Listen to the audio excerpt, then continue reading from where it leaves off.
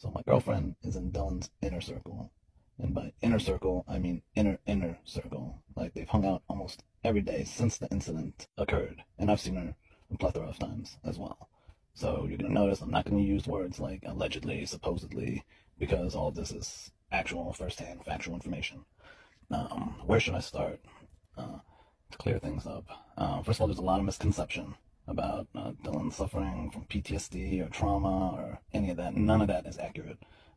In fact, when we try to console Dylan after the incident, she's the one that was laughing at me and my girlfriend and I, talking about we're so weird when we tried to give her a hug and stuff. So she's still the same old Dylan. She's had a rough life growing up. She's been through a lot. She doesn't have PTSD and didn't suffer any trauma. The incident that night, and what I'm referring to with the feds actually put a lot of words into her mouth that she didn't say herself first. So there's a lot of leading statements that they were insinuating to her. And she was really scared the first few days, obviously, after the incident occurred. So, like, the reason none of it makes sense in the affidavit is because it didn't really happen that way. So she never stood there shocked when she saw the individual. She was just standing in a doorway, like anybody who opens the door. It was just, she opened the door and yelled at Ethan and Xana, and who she thought was their friend. She yelled at them to be quiet. That's what was going on with that situation. And she just went back into her room. She locked the door like usual, and went to sleep. Everything was quiet after she yelled at them, so she didn't think anything of it. For everyone who's creating these random stories about her being shocked or traumatized, she didn't realize anything was going on. And might sound crazy, might sound dumb, but she really had no clue anything was going on. They were being a little loud, so she yelled at them to be quiet. And that's it. She locked her door and she just went back to her room. She didn't want to be nosy or anything. So, she was kind of new to that house, so she didn't want to be nosy and, get all up in her business, especially at, in the middle of the night or early morning.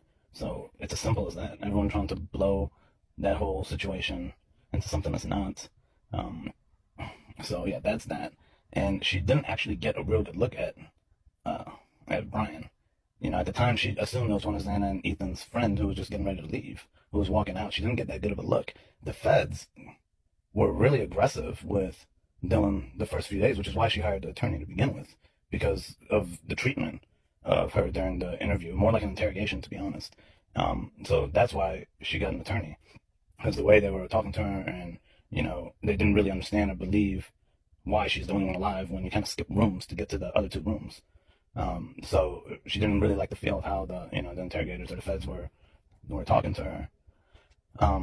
And within like a few days after the incident, they approached her with pictures of Brian. I was like, is this the guy? Do you think this is the guy? This is definitely him, right? And they were almost leading her to believe this has to be the person.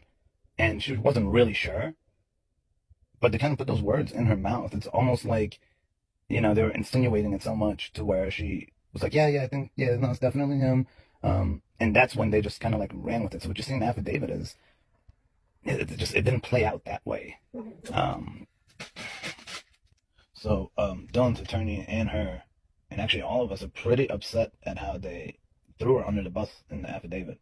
When's the last time you've seen a witness or like a snitch in a case, their actual names being mentioned? The fact that they didn't redact it. We all think that the feds and prosecutors threw her name in there purposely